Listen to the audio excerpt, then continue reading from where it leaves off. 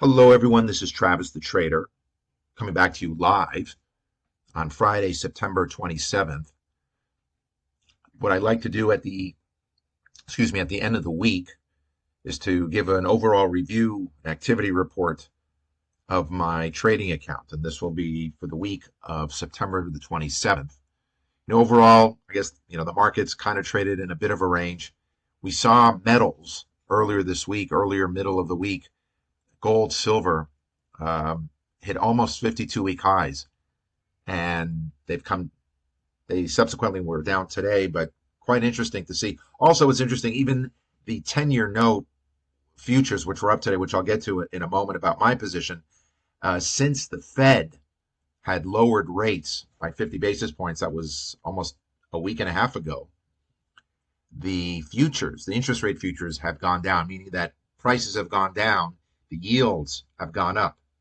So you have to remember that something's going on. Even though short-term yields, 2-year note, for example, has come down, yields have gone down, prices have gone up.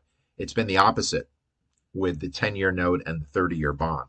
And again, love to get your comments. And before getting into the account, please, for those of you that are listening, please subscribe. A thumbs up would always be great. So again, I can get the favorable algorithms of YouTube so that I can continue to present more content to everyone out there. So let's move right along. And let me begin by saying, as you can probably see on my screen, don't really have a lot of positions on right now. Just taking a lot of stuff off over the last couple of weeks, as you can see from my prior videos. And I'm actually going to be out of town for next week, so I don't know if that's a good thing or a bad thing, but won't really be in front of a screen. But we'll be back the following week, and hopefully at that point, depending upon where volatility is situated, we'll look to put on more positions, and of course keep everyone posted on that front. So moving right along, /6A. 6A is the Aussie dollar. I did put up a video on this trade. It's trading within its range. That's kind of where it's at. I'm waiting, hoping for a vol crush. My feeling is that I may have to stay in this for several more weeks, and of course we'll continue to monitor that position. But I'm not being challenged on either the put or call side at the moment. /SI. This is a call spread, a 34 and a quarter call spread. I need it to go down. I'm bearish on silver. I got what I needed today. I need it to continue, and of course, we'll take in some weekend theta on it. It's 31 days to expiration. Again, my calls are not being challenged at this point, but I do need a downtick in this metal. /ZN, as I mentioned to you before, these are the 10-year note futures. I've got 28 days to expiration. Chances are I'm probably going to be rolling this position out before I travel. I got a 111, 115 and a half. Strangle. I'm even. I'm flat in this position right now. Of course, it'd be better to be up, but I guess I'm grateful to the option gods that I am not being tested on either the put or call side at the moment. But it's a strangle in the 10-year note futures. BAC is Bank of America. I actually rolled this position a couple days ago to 49 days. So now I'm currently in November. I do have earnings coming up, by the way, within the next 2 weeks, give or take. Most likely, I will take this into earnings. That's probably what will happen. I might even roll it before earnings to give myself a little bit more of a cushion. I'll keep you guys posted on that trade as well. BITO, that's BITO. That's the Bitcoin strategy ETF. As I mentioned before, the only ETF that has options for futures. So most of the stuff, ETFs that I'm aware that are out there, I believe are just mostly spot, and there are no options on those. So this is how I like to trade Bitcoin. This is how I like to trade getting exposure to cryptocurrency. Again, for those of you listening, would love to get your thoughts as to how do you go about it? How do you go about trading, getting that sort of crypto Bitcoin exposure? But this is mine, BITO. And I'm sorry, it's a naked put, which is in the money. And I had rolled it, I believe, earlier this week. I got about $5.80 of credit. So it hasn't broached my break even, but my strike price is in the money. Let's move right along. Costco, COST, cost. So this was actually an earnings trade that I put on late yesterday before the market, and I guess I apologize for not showing you how I put it on. It was actually just a 1 day. It was a 1 day days to expiration trade yesterday, expiring today. I guess the earnings weren't that great. Truthfully, I had no idea what their earnings did, but the stock did move quite a bit in the morning. It was an iron condor, so I was delta neutral. I wasn't sure as to where the stock was going to go, up or down. So I just sold an iron condor, sold it for $1.78. I took it out for 68 cents. I'm happy with the trade. I made my money. I moved on, onward and upward, but it doesn't always work that way when it comes to earnings trades, at least for myself. CZR, that's Caesars Entertainment. Stock has moved quite a bit over the last couple of weeks. I've got a covered call. I got a call at 35, which is in the money. Stock's about 41.60. Most likely I'm going to have to roll this position again. I got about $4.29 in this position. So should I ever get assigned on this, instead of having to give it up for $35 a share, I would now be giving it up for less than $31 because of the credit that I received. So look, I will just continue, but I still need the stock to move up, and I still have plenty of extrinsic value. So I'm really not concerned about getting assigned, but do have to recognize that earnings are about a month away. DKNG, that's DraftKings. DraftKings has had quite a bit of a run over the last couple of weeks as well. I've got 400 shares, 4 covered calls on it. Stock's about $40 today. Look, I'm just going to continue to roll it, continue to just move it right along. And again, they have earnings in about, I think it's like 6 weeks away. So have a little bit of time. So chances are I'll be rolling this position again, unless I get assigned. But it seems like I got plenty of extrinsic value in the position at this time. EWW is Mexico, the Mexican ETF. Again, like to know what's going on in Mexico. If anyone understands the geography, the politics that are going on over there. Stock, the ETF was down about 90 cents, 93 cents today. I've got a 54 covered call. I'll just continue to roll this position out for as long as I can in order to lower my cost basis. But again, it is a covered call, and I do need the stock to move northward.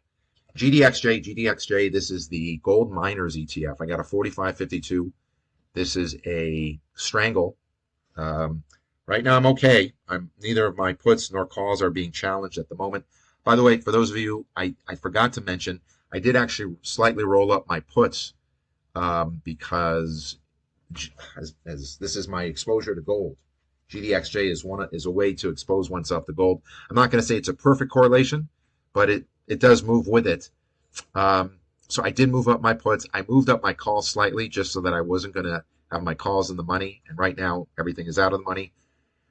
And again, hopefully it just stays within this range for the next couple of weeks. And hopefully I can take it off. Of course, see a vol crush during that time as well.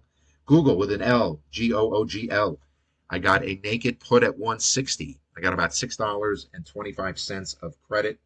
I need this thing to go up. We are bullish. And so far it's been working, but I've been in this trade for quite some time. Of course, I will look to keep my eyes posted. It does have earnings in less than a month, which chances are I will be rolling this trade out again.